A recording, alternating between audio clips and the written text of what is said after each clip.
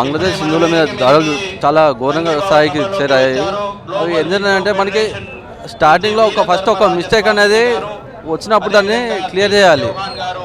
Partition జరిగేటప్పుడు అసలు ఏమి క్లియర్ కరెక్ట్ జరగలేదు. అసలు అప్పుడు జరిగిన మిస్టేక్ని ఎంతోమంది హిందువులకి చాలా మరణకాండ జరిగింది. అందరిని చంపుతున్నా కానీ పార్టిషన్ అనేది కరెక్ట్ కాలేదు ఇంతవరకు. అప్పుడే కరెక్ట్ పార్టిషన్ చేసి అక్కడ ఉన్న హిందువులందరినీ ఇక్కడ భారతదేశంలోకి తీసుకొని వచ్చి ఉంటే ఈరోజు ఈ పరిస్థితి అనేది రాకపోయి ఉండేది. ఇప్పుడు పాకిస్తాన్, బంగ్లాదేశ్ ఒకటే చూస్తున్నారు అందరికీ, కానీ కంటికి కనిపించేది పాకిస్తాన్ కూడా ఉంది. పాకిస్తాన్లో ఇంతకంటే చాలా ఘోరాలు జరుగుతున్నాయి, కానీ ఎవరు ఏం మాట్లాడలేకపోతున్నారు. ఇప్పుడు చిన్మయ్ దాస్ గారిని వెంటనే విడుదల చేయాలి. రెండవది, మన ఇప్పుడు టెంపుల్స్ నుంచి ట్యాక్స్ గవర్నమెంట్కి పోతుంది.